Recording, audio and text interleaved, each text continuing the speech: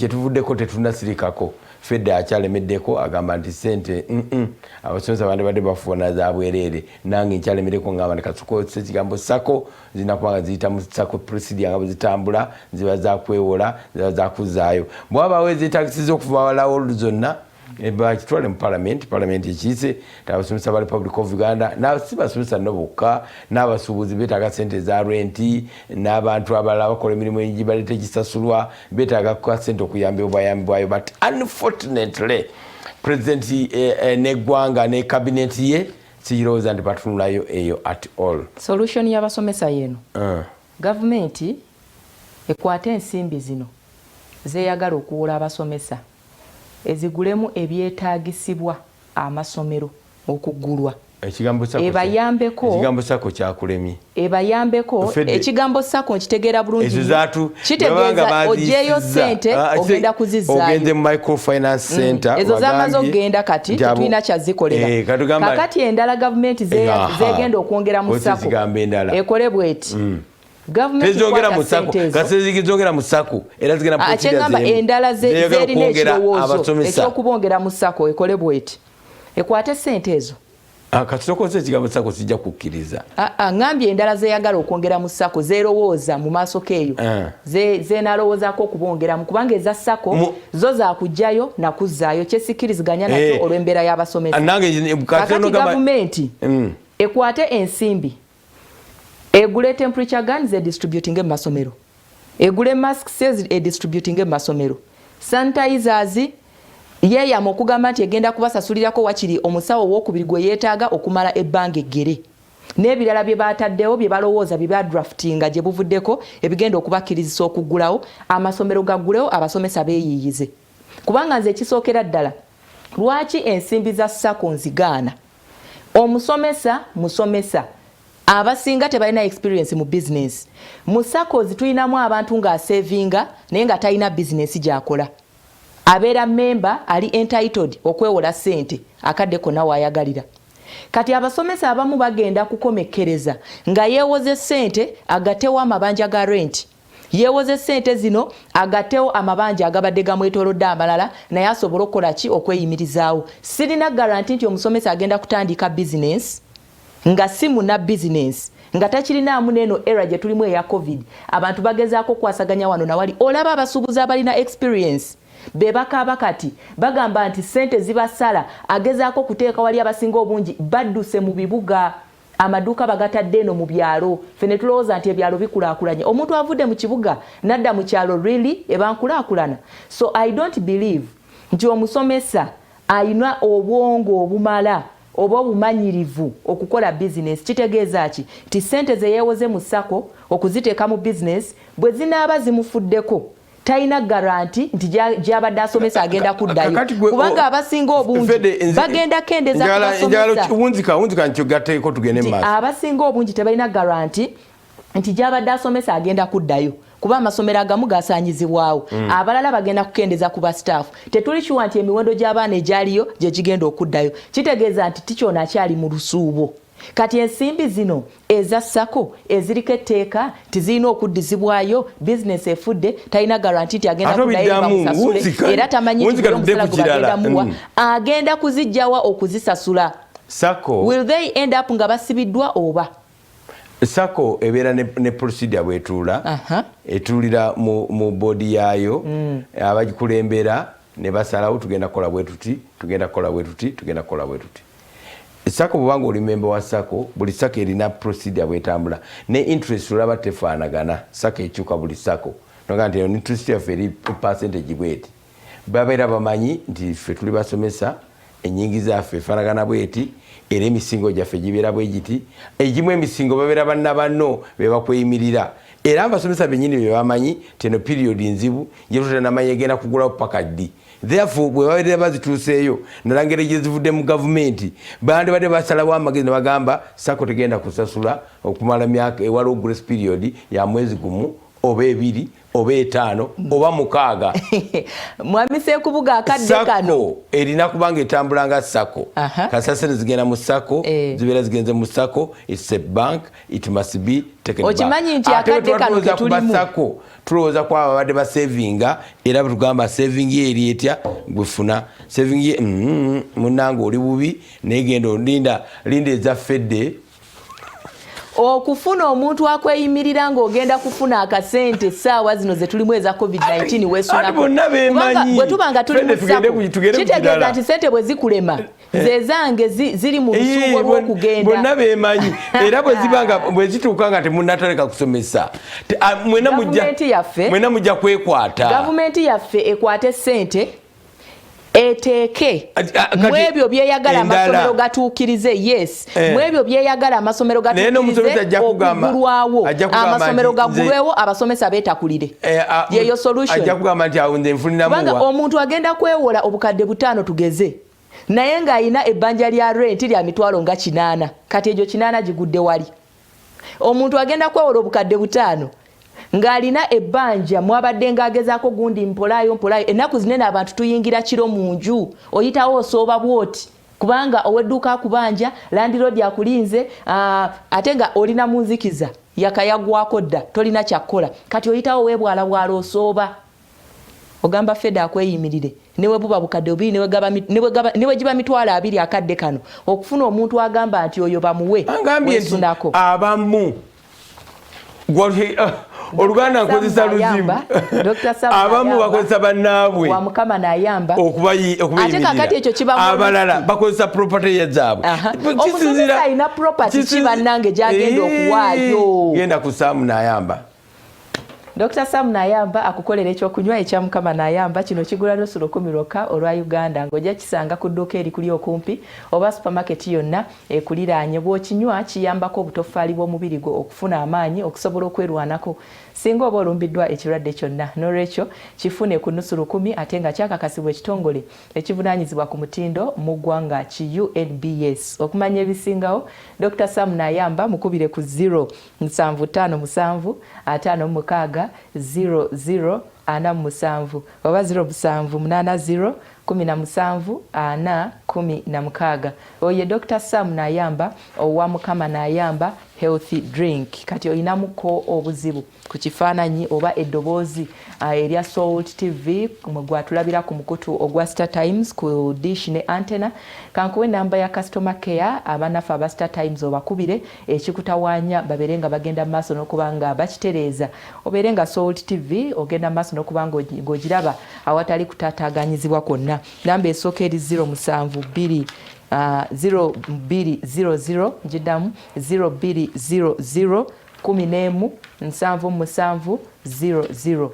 0200 11 77 00 eyokubiri eri 03 17 11 77 00. Bebanafu aba Star Times bajja kubanga bakuyamba. Bannabyabufuzi nja kudda n'ennamba gye mulina okubako abaagala okubanga mu booking okujja ku Salt TV oba Salt Media okubaganya ebirowoozo ku nsonga ezitali zimu ez'ebyobufuzi. Okay, ku lukangaga lwaffe olunaku olwaleero kuliko ennongoosereza mu tteeka ly'ebigezo. Introduce it. UNEB ekyabonaabona n'ensonga ey'okubba ebigezo mu ggwanga. Abantu bafuna obubonero naye ng'oluusi babeera bayambiddwako abantu abalala okukuba kubba bigezo. Empapula nga zimaze okulinkinga nga zifulumyeko abaana ne baba nga bazirinako clue abamu ku bo ne batuuka n'okuwandiika ku mpapula nti ebibuuzo bibadde bikyamu si byo bye tubadde tusuubirwa. Kitegeeza nti waliwo olupapula we ruba lwayita oli n'alufuna n'alowooza nti bye bigenda okujja. Omusomesa ayinza obanga yali mubi omwana ne baleeta nga tebakisomanga nako n'ekibuuzo ekirala nga tebakisomanga nako kati ye abalowooza ndowooza bebibuuzo batuwadde bya HS n'awandikako nti si kyekyo. Kakati ate abamu basoma ebibuuzo question agisoma bwagituuka wakati n'afuna interpretation eyiye naye ng'ebadde seeyo kati nakyo kikyali awo nako kuba kubba bigezo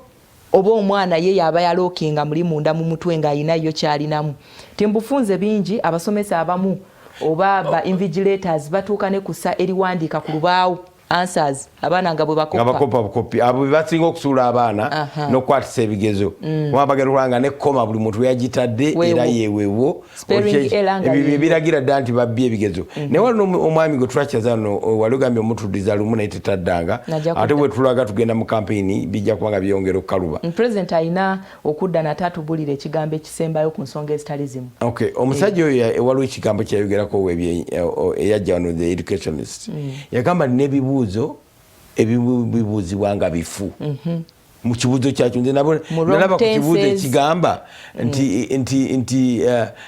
Kasaada mutunzi w'amata ejjinja kyokka amata agajja Mbarara ng'ayagala ogatuusa amangu yandibadde akozesa ntambula ki ne bateekako nti air ne bateekako train ne bateekako baasi oba ne bateekako ne payipu kati ekibuuzo ekyo kiddamu oti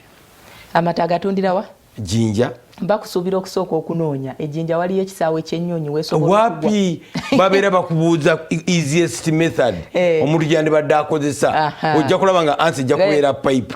agali pipe tolugira bati gaba gakutuuseeko naye ate kati omwana bw'agenda n'akozesa common sense agudde agamba ewaffe teri kisaawe kya nnyonyi ewaffe teri train ewaffe teri pipe tigundi anagaleeta ku kiroole ekibuuzo kiroole ye slowest ye most hazardous yerina okubeera enfu enguudo mbiizi byonna ekibuuzo ekyasinga okunyumira waliwo question gye yagamba nti bawa omwana ne bamugamba nti discuss an event you have ever attended tubuulire ku mukolo gwe wali obaddeko kati nze nensalawo mpandike ku mukolo gw'okwanjula okwa maama wange oli n'agamba kampandike ku mbaga eya muganda wange omulala n'agamba kampandike ku birthday kakati yenga oli n'agamba kampandike ku raale ya Kyagulanyi oli nga questioninga otandika otya okugamba nti nze kye nalaba kikyamu lwaki oyagala ndaba ekiri mu mutwe gwo oŋŋambye gye nali nze naliyo oluusi maybe MC alabika yajja mu makati g'omukolo nga gunaatera okuggwa gwe lwaki oyagala ntandike nti MC eyagulawo omukolo nze naliyo MC yatuuka kikeerezi nali ku mukolo olaba omuntu bw'omusuula awatali kituufu osinzirira ku kyokuŋŋamba nti twasooka kusala keeki ne tulya emmere nga nze yaliyo ndaba nti twasooka kulya mmere ne tusala keeki ekibuuzo ekituufu kyandibadde omukolo omutuufu gwandibadde gutambula gutya kyebandibadde baagala nga ebibuuzo bihange tugenda kubanga bannaffe aba UNEP lindako Robert Mutebi amala okutwanukulako awo katono ennongoosereza mu tteeka ly'ebigezo Robert Mutebi ali ku clock tower nga tannatulaga ng'oboobedde mu Kampala wakati akatebe bajja okutomera akatebe okajjeebwa ogenda kwogera ku nnongoosereza ku tteeka ly'ebigezo na oyogere ne ku sako bw'oba osobodde otubulira kituufu essaawa ya Queen bagimenya genda mu maaso. Neyanziza nnyo neyanzege abale baffe abaso TV Fedi Nabwire ne mukulu Charles James Nkubuge abali mu studio akuteeka erya ennongosereza kuteeka ly'ebigezo anyinza okubanga oboolyawo saalike nkuse bulungi anyinza okwetaaga okubanga oboolyawo munziriramuko akatonotono okusinziira ku bye nnawulidde n'adde mbiwulira amatobotobo ate nga saafunye mukisa gw'interactingako n'abasegirinya naye essaawa zino ekisinze okundeeta wano guyinza okuba omulundi gwammwe ogusembayo abali mu studio naye bannayuganda okulaba essaawa eyo wano wetuli essaawa ya Queen eyo guno gwe guyinza okuba omulundi gwammwe ogusembayo okugirabako era y'ensonga lwaki leero tusazeewo mu Tochi mu Week studio ate tuzisse wano ku ssaawa ya Queen nga enkola yaffe eya Soul TV atulina moving studios so olwaleero tulabise nti tugitadde wano in commemoration eya essaawa ya Queen clock tower eyo gy'olaba awo wa emabega wange lwaki njogera bwentyo nti bannaffe abayonora abayisa dda oboolyawo ekirango nga bagamba nti essaawa ya Queen bagenda kubanga bagimenyawo nga bazimba flyover entabiro y'enguudo egenda okubeeraawo essaawa ya Queen egenda kubanga evaawo era kyolabaawo si bwetyo bwe yali bagenda maaso n'okugimenya ng'omunnyo bamenya mpolampola nga bwe mugenda maaso n'okulaba era nga ekijjukizo kino ate tunnamanya oba banaafuna we bakissa oba kigenda kubula nga mpewo ekyo tetunnaba kukimanya. Ebijjukizo mu Kampala muno tulina bitono nnyo kye tulina wali kyekiri wali ku Independence Square wali waggulu kyekyo kye tujjukira kye tulinako awo ekitonotono oba n'ekya Ssekabaka Edward Muteesa awo nga ku waliwo hoteri eri awo awo ng'ogenda nga ku Sheraton awo bwe watyo we wali ebijjukizo bye tuyinza okwogerako mu ggwanga Uganda. Ewasigadde tewali nnyo bijjukizo okujjako kati mu bibuga nga Mbalala balina ente, Embaali nalabayo ate balina nabo ku Lokutawa yaabwe gyeri bye bintu ebimu kubiraga nti otuuse wano naye kati wano bagenda kubanga ate bakijjawo. Ekijjukizo kino kye twogerako kyazimbibwa mu kujjukira okukyala kwa n'abakyala wa Bungereza owokubiri gwali mwaka gwa 1954 yali azze wano yamalawo ennaku zaalinga 2 nga zigenda okuwera 3 yajja wano mu April ng'ennaku z'omwezi 28 paka ng'ennaku z'omwezi 3 1954 yali azze kugulawo Owen Falls Dam ne bazimba ekijjukizo ekyo nga ekijjukizo ekyokumujjukira. Naye mu kiseera kino olw'enkulaakulana n'entabiro ennyingi ey'enguudo ezigenda okubeeraawo ekijjukizo ekyo kyolaba emabega kitandise okumenyebwawo. Tulinda gavumenti kutubuulira oba Clock Tower banaabaako ewalala we bagissa. Jjukira nti enguudo zino bwe zaali zigaziyizibwa mu biseera ebya Kyogamu nga tutegese Kyogamu wano mu Uganda mujjukira abaali mu Kampala nti ate essaawa eyo yaggyibwawo n'ekyusibwakyusibwa mu mirembe giri gyali gya John Asasira yali minisita ow'ebyentambula bagijjawo ne bagikyusa ne bagaziya enguudo zino Entebbe Road n'egaziwa kakati egenda maaso n'okulabika nti egenda maaso n'okugibwawo. Tetunnaba kumanya yonora ne gavumenti bagenda kugissaawa enaddawo oba teddewo naye nga mmwe abakuulidde mu Kampala okusingira ddala Charles James Ssenkubuge mukimanyi nnyo nti eyo yali ettaala oba oliawo oba kyekyali ekifo ekyaniriza abantu mu Kampala nga bw'otuuka awo ku ssaawa ya Queen omanya nti oyingidde ekibuga newankubadde nga oba wakiyingidde dda naye nga eno yeringa gateway kyekiringa kwegamba ekikwaniriza mu kibuga ky'eggwanga ekikulu Kampala. Essaawa ya Queen gyolaba sayidi awo egenda kubanga yatandise okulabika nti emenyebwa egenda kubanga ejjibwawo era etandise okugibwawo. Wegenda okusibwa nze naawe naye nga So TV tokimuweeke wansi w'omunyo ku makya twagadde atusooke tubalage ekyo ate oluvannyuma tugende maaso n'okubaganya ebirowoozo ku nsonga enkulu zemwagenze maaso n'okutegeka. Nzize n'entuula wano studio n'engissa wano kulabika nti nange nzijukira ekiseera ekisembayo eky'essaawa eno. Charles James Ssenkubuge olina kyogamba.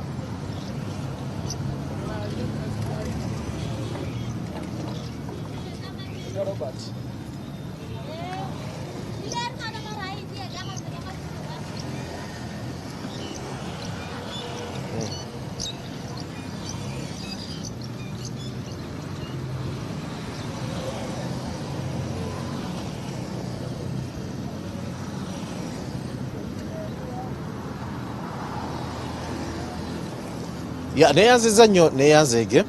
waliwo ekibuga Kampala okufaanana n'ebibuga ebirala abatambuddeko mumanyi ekiri mu bibuga ebirala. Bw'ogenda New York waliwo ebijjukizo ebikulaga nti kati otuuse e New York. Bw'ogenda e London waliwo ebijjukizo ebikulaga nti oli London ebibuga. Bw'ogenda e France waliwo akagundi ako ke baateekawo akawanvu ennyo akakulaga nti oli France. Ebibuga ebisinga birina ebintu ebiri identified nabyo nga bw'otuuka butuusi wali n'omanya nti ekituufu kye kino ntuuse mu kibuga kino. Akacwali kati tuli mu mulembe ogwa dikito abantu bagogolinga ne balaba ebibuga kwegamba n'ebintu byabyo ebibifuula ebyenkizo. Naye Uganda ekibadde kitufuula ekyenkizo wano mu kibuga Kampala ebadde essaawa ya Queen eyo egenda maaso n'okuseeseetulwa. Nalaba mu Amerika eyo nga bajjawo ekibumbe oba kyali kya mwerabiddemuko katono abamu kuba America bwe yali efuna independence abamu kubatulugunye nnyo abaddugavu oluvannyuma lwa Black Lives Matter naye nga abantu abamu bagenda maaso n'okwekalakasa n'ebiringa ebyo nti bino ebintu byo birina engeri gye bikuuma oboolyawo sijja buyita buwangwa ne ekifaananyi ky'ekibuga naye kati mu Uganda tulina obunafu mu kubeera ne monuments kyekisinga obukulu ate ne monuments entono ze tulina ziseeseetulwa buli kadde nti omuntu eyali amanyi nti kino kiri wano agenda okudda mu kibuga ekyo nga tekiriiwo ebibuga bitono nnyo ebikuumye ennono yaazo kati nga bwe nkugambye nti Mbaale essaawa yaabwe eyo bagirina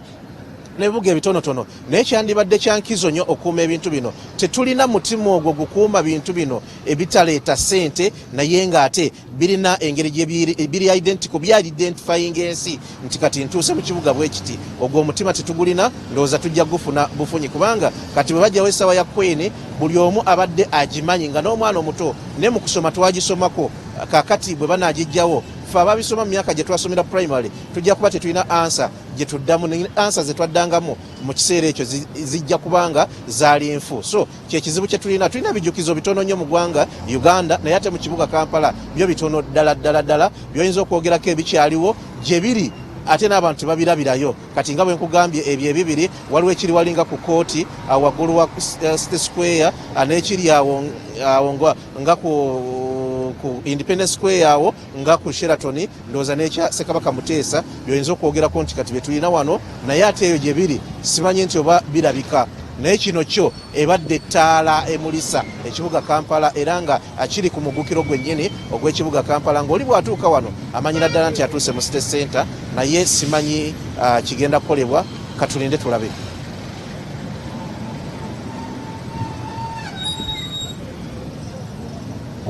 Kudiscussinga monuments ezo waliwo omwana w'omwami Lumulu yali ayogera n'agamba waliwo monument gye bakyusa bagambye nti bagenda gikyusa monument eyo nti egenda kubanga edda wali mu freedom kapaka kali awo bakayita Pan African Square nti we bagenda okugizza naye nze nabadde ndowooza nange nabadde shocked nnyo nga mpitawo jjo nga ndaba bagimenya nabadde manyi nti bagenda gisitula bukolokolo bagitandikako dda baddenga ngumu bakoona ennyonde mbadde bagenda gisitula bukolokolo bagitwale wali bamenye ekimenyi kati bananze tugamba nti tunagamba tulende n'essaawa ya Queen yazimbibwa emyaka 63 eyiweyise nga tugiraba bagizimba kaakati. Omanyi waliwo kye tulina okukkiriza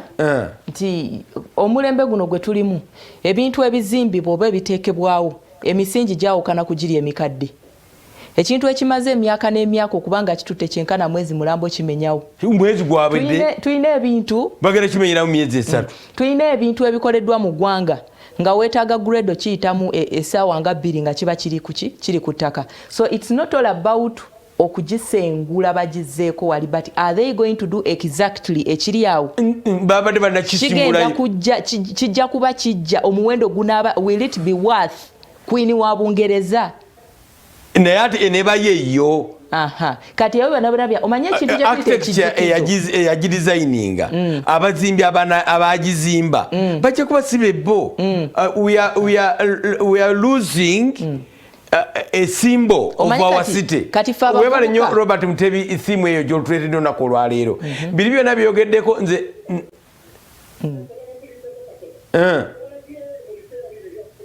alabye mu biseera bino ebya lockdown bye tulimu nga waliwo monuments ze basengula amawanga amalala kakambawo ekyokulabirako kya America lwakuba nkyerabiddemukko katono eki monument kye badde basengula mukulu alumu ayinza otujjukizaako awo naye bo bakijjeewo bukolokolo nga bwe kiri bagenze ne bakisiba ne baleeta crane ne bikwata sayidi ne sayidi ne bakijjawo mu kitiibwa kyakyo nga bwe kiri nga bakisibyeko kyonna amatundubaali nga kyonna kisibe bulungi nga tebakitaataganyizaako n'akatono ne bakisitula lumu ne bakitwala gye bagenda okizza nga kiri mu original form yakyo. Simanyi wano bate tulina busobozi bwandibadde busobola akusitula kantu wako kubanga we bagenda okukassa awe mwogedde kati nakakitegeera wali just wano ku mukono gwange ogwa ddyo kapaka kano ke mwogerako wano wali tekatera nnyo okukozesebwa simanyi lwaki naye nga kalungi kalina emiti kalina buli kimu bakakubako kati wano engeri y'ebibaati ndowooza bagenda maaso n'okukaddaabiriza ndowooza ke kapaka ako ke mwogerako wano we tuli kaliko ne station y'amasannyalaze ga umeme ndowooza naye wano we bagenda okulayika nti bakazza naye wano badde basobola okukijjayo bukolokolo nga bakozesa ebyuma ebyo eby'amaanyi nga walabe bakikola simanyi lwaki tebakikoze bwe batyo tugende maaso. byonna byayogeddeko biri historical era bw'obituukako omanya nti otuuse. Omuntu gwe balagiridde nti bw'otuuka ku ssaawa ya Queen ojja kubanga otuuse mu Kampala ajja kutuuka nga tamanyi weeri abule. Ayogere ku Eiffel Tower, n'ayogera ku by'e London nga Tower Bridge, Big Ben yonkadde, eriyo London Eye yompya yajjamu Olympia nga tuyingira ekyasa eky'enkumi 2, n'ebeerayo the Statue of Liberty ya mu America. Buli muntu abagimanyi n'ebeerayo the Santo Cristo. Tuba tugamba control room statues azitunoonyize gye ziri ey'omu Brazil. Balina Christ nga agolodde emikono ayawudde emikono bw'ati Jesus Christ bamulina waggulu. Twamulaba nnyo mu World Cup yali e Brazil nga ye simbo y'emikolo gyabwe. Naffe essaawa ya Queen eno tekozesebwa nako naye tubadde Mutebi tubeere fair. Essaawa ya Queen tujogera nnyo ku ssaawa ya Queen ne Queen ziwe. Naye abantu babadde bagikozesa beekubisaawo ebifaananyi bagyagala ebadde erabirwa bulungi oba tukayanira omufu ebadde ekyabala naye obuzibu bwe tulina oba tukayanira omufu. Robert Mutebi gwe gwembuuza ogwobeera mu kibuga essaawa ebadde ekyabala wasangawo abantu gwabeekubisizaawo ebifaananyi wabadde basirikale kuyimirizaawo mmotoka tukayanira mufu oba abadde mulamu. Genda maaso. Omanyi kati okugamba nti mufu oba mulamu mu kiseera kino simanyi bwe nyinza kinnyonnyola, naye era nga bw'oyogedde nti waliwo ebintu eby'enkizo mu bibuga eby'enjawulo ebiraga ebibuga nti otuuse mu kibuga bwe kiti. Bw'otuuka mu France ekyo ekintu ekiriko ekisaawa kyabwe kimazewo emyaka okuva mu myaka ndowooza gy'aba Louis 16 ng'ekintu ekyo weekiri. Napoleon bakizimba paka kati gye tuli eno mu kyasa kino kye tulimu ng'ekintu ekyo gye kiri mu kibuga Paris. Omuntu alaba bulabi kati nti ayingidde mu kibuga Paris regardless oba kiri beautiful oba bakiraba oba tebakiraba. Tuyinza okuba nga kali kyeyo tetunajja adaptinga nga wano mu Uganda eyokulabika nti tu appreciating ebintu ng'ebyo nga tubirabanga oba oliawo miti gya simu, naye nga ate kirina enkizo naddala ku mbeera y'ebyobulambuzi ne ku bantu abayingira eggwanga Uganda nga kyekintu ekyawula ekibuga ky'Entebbe ku kibuga Kampala, era ng'oli bwajja nga takirabyeko ayinza obutakkiriza nti tali mu kibuga Kampala. Ndowooza kibadde kikyalimu life nga bannayuganda kati nga bana basula ekatwe n'ebitundu ebirinaanyewo bano abakiraba obulabi nga bo bayinza okuba nga tebamanya bukulu bwakyo, naye ate kikulu nnyo ku bannaffe abava ebweru. Ssemambo ali mu kulaga statue mu nsi yonna kati endowooza bagita Monte Cristo eyo eri mu Brazil. It's so beautiful, it's glamorous, kinene kizibu bw'okituukako n'enviiri owulira nga zikuva ku mutwe. That is Brazil. Era bwe nali ndowooza ti omusumba aluzio obujingo naye yandibadde atukolera statue etyo ku Pentagoni ng'obeera eri n'ogirengera naye lwakuba n'ensi yaabwe yali site eriko olusozi otusonyiwe tukuyingiddemu awo naye tukyalaga statue zino. Ssemamba atutuliddeyo emu ndowooza agenda kukanyukayo nenda ebagita Monte Cristo eri Brazil gituukako n'olulya nga enviiri zikuva ku mutwe. Tunoonyeze endala Ssemambo. Robert Mutebi oyinza okugenda maaso kakati, genda maaso.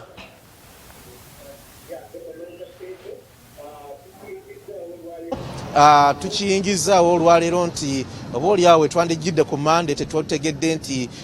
ekiyinza okuba weekiriwo nga tekiriiwo, naye nga yentandikwa y'enkomerero ya ssaawa eya Queen okutwaliza awamu. Gavumenti ndowooza ejja kuvaayo, mukulu Wamala Katumba yavunaanyizibwa nnyo ku bintu bino, ajja kuvaayo eggwanga alibuulire nti essaawa ya Queen egenda kuddizibwawa. Bw'otunuulira ku roundabout ze tulina tetumanyi oba mu myaka 10 ziriba zikyaliwo kati nga wano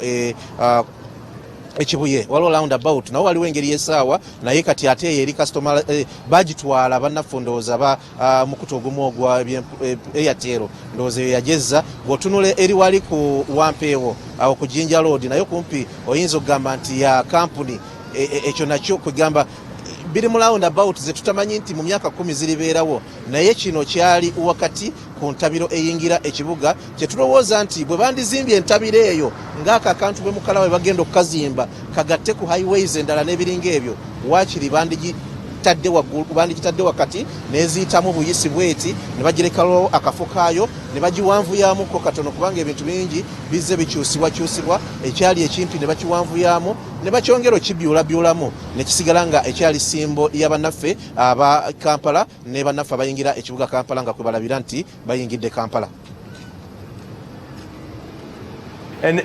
Ministry of Education, because this discussion yaffe badde nnyo eyo leero abasomesa bafunye bilioni 20 fede takkiriza zigende mu sako agamba abasomesa bane badde bagaba kasente ka kugaba bugabi gw'owulira otya abasomesa babanoonyeze kasente akokugaba oba sako zina abayamba. Ekyo president kyakoze kyabadde kirungi naye ate erudda si kirungi. Nyinza okwogera bwentyo nti abalinga abaddidde katugambe paani ne bamujja mu flying pan ne bamusuula mu muliro nti kati ate olugendo lwawanvuye nnyo ku bannaffe abatali mu mbeera nnungi mu kiseera kino. Ajjukira ntugenda mu myezi 5 nga tuli mu lockdown, tuyingira myezi 5 nga tuli mu lockdown. Kakati abantu abalajjanidde ebbanga eryo lyonna ate kibadde kirungi kugamba nti bw'oba ow'okubaddukira ate ekyokubaddukira kiyite mu kintu kye bayise sako. Kakati eyo process ya sako si nyangu nnyo ey'okufunira sente mu sako ate n'ebizibu bya sako mubimanyi. Teri afuna sente mu sako nga taliri mu kibiina, balina kusooka kukola bibiina ebyabwe ebibagatta. Ebibiina babiwandiise mu butongole kubanga byonna ebigenda mu sako birina kubeera legal. Balina okuyita mitendera gy'amateeka gyonna ate balina era okuspendinga kubanga balina bintu bingi okufuna butabo okufuna simanyi ndaga kufuna bufaananyi kufuna biki. Emitendera gya sako process mpanvu ey'okufuna sente nga zigenze mu sako. Nekyandibadde kimpimpi ne kyandibadde kirungi ne bagamba nti tubawaddeko ABCD mugende mwekubeko enfuufu. Wakiri buli omu n'amanya nti wakiri oba emitwalo 10 oba emitwalo 2 oba kakadde oba sente ezo nnyingi ate zaba private bokka ne bamanya nti okusinziira ku kubanga abasomesa abakulembeze b'amasomero baba bamanyi namba y'abasomesa be balina ne babala bubazi buli omu ne bamutera ku akawunti ne beekubako enfuufu. Naye ate kati wano okujja sente mu sako baba wadde burden yakubiri okuzisasula oluvannyuma era tujja kuwulira bangi nga beekalakaasa nga bazibasabye bangi nga balwana nga bazibasabye nga amazima go tebazirina kubanga sente ze baba wadde okwewola siza kukola bizinensi mu kiseera kino. Sijja kulimba nti waliwo omusomesa agenda okulima agenda okukola akaduuka mu kiseera kino. Buli anajjayo sente ezo agenda kwekubako nfuufu. Amabanja balina mangi bagenda kusooka basasula amabanja ago. Emmere abasinga tebalina bagenda kugula mmere n'ebisigadde. N'olwekyo nze nandirowoozezza nti ogenda ku sente zino ziteeka mu sako kibadde tekikola nnyo. Bandigambye tubawadde obuwumbi bwe buti buleete lisiti ey'abasomesa be mulina baleete abasomesa batuufu be balina bazibawe babagambe nti atutte 10 atutte 2 atutte 5 atutte akakadde. Ekyo kive mu ddeero kuba gavumenti esobola eyinza okuba nga donation mu kifo ky'okugamba nti babawoze okubawola babatisse mugugu mulala ogw'okusasula ate ne process ey'okuzifunayo si nyangu. Studio